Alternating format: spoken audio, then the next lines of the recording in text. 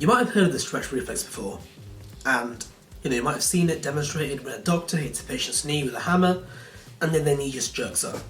It might look a bit weird, but I'm going to show you what goes on under the hood, and then I'm going to tell you how you can use this in training to make sure that you can lift more weight. So, before we go into all the training stuff, which isn't much to be honest, I think it's important to have a good, solid base, know what's going on in your body, and having the space about the physiology of this will help you to utilize it better. So let's start. What happens when you open up a muscle? What do you find? So you'll find your main fibers, your extrafusor muscle fibers, and in between these you'll also find muscle spindles. Muscle spindles are made of intrafusor muscle fibers. So extrafusor muscle fibers are on the outside and intrafusor muscle fibers are inside the spindles. So what do these spindles do?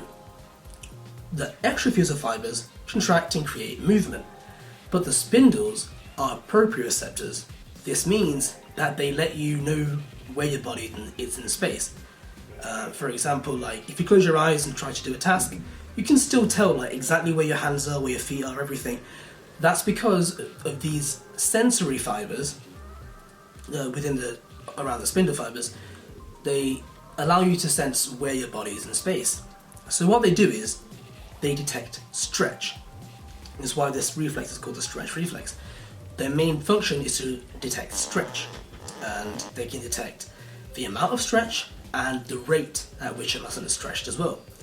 So the intrafusor muscle fibers are split into two like different classifications. It's not really important, but you have bag fibers, nuclear bag fibers, and nuclear chain fibers. And they're named so because of how their myonuclei are arranged on the side of them. The bag ones have them in a big lump in the middle, and the chains have them spread evenly throughout. But the important thing is the neurons that are wrapped around them. The neurons that are wrapped around them, the sensory neurons, they actually have something called mechanically gated ion channels. So this means that when the cell is stretched, these ion channels literally get stretched and allow sodium ions to flow in. And then there is a threshold voltage that the inside of the cell reaches. So the inside of the cell reaches this threshold voltage once these sodium ions flow in. Now, voltage-gated ion channels will open, and then there will be an action potential sent down that neuron. So this is how your stretch receptors turn a mechanical stimulus into an electrical signal. Now what happens is three things. So the first two are directly related to the stretch reflex to make sure that your muscles act in the way they should, your extrafusor muscle fibers act in the way they should. And the last one is to make sure that your spindle fibers stay sensitive. So the first thing that happens is your agonist muscle gets activated. So the one that was stretched. So say you get your knee hit with a tendon hammer, and what's going to happen is your quads are going to contract because the quads were stretched, and now there's an alpha motor neuron going to the quad muscle, called the quad muscles, it's four of them, and they contract. What also happens though is you get that same sensory neuron or synapse with an interneuron, and this will flip the signal. So this makes it an inhibitory signal. This inhibitory signal travels to the back of the leg, to the hamstrings, which are the antagonist muscle. So this means that the hamstrings relax while the quads contract. So it's a double whammy.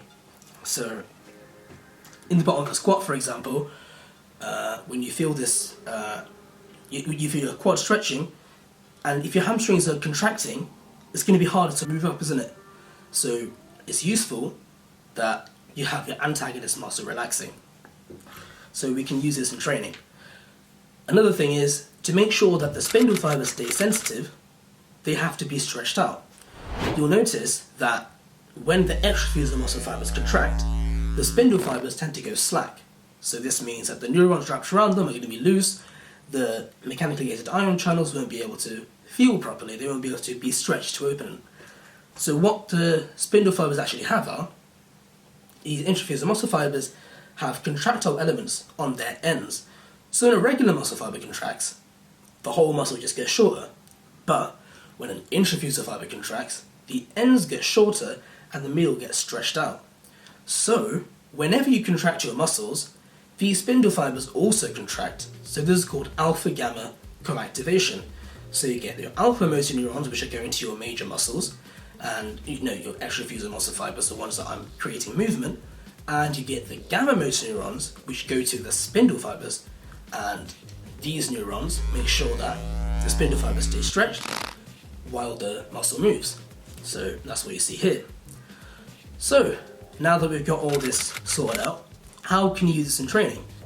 I think the most obvious thing that you can think of is literally just go down faster, because I told you these can detect stretch and the rate of stretch. So the rate of stretch is important. So you can go down faster in a squat and you'll get more of a bounce out of the bottom. Now this is not just a passive bounce. This isn't just your tendons or connective tissue. This is literally the stretch reflex at play. And if you want, you can actually test it out at home. You can get something thin or a sort of heavy thing, just hit your tendon, your patellar tendon, relax your knee completely, hit your patellar tendon, you will literally feel your knee jerk. So it does work, and you can use this in a squat to your advantage. But one thing to keep in mind is, when you are using this in a squat, if you completely dive bomb your squat, if you go down really, really fast, you might find that the force that you create from just dropping down so fast is way more than what you get out of the stretch reflex. So it might not be beneficial. So there's a sweet spot in the middle. You need to be able to control your squat to a certain extent, but also utilize that speed. So play around with this in training, see where your sweet spot is, and use this. You can also use this in your bench, literally go down faster. I know in competition bench you have to pause, but literally just going down faster, even if you pause, the stretch reflex will remain for a little bit.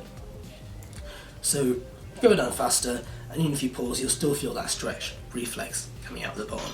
And in a deadlift, I know it's from a dead stop, but you can sort of tighten your hips up quickly at the start, so your hamstrings and glutes are stretched. A quick stretch and then a quick pull.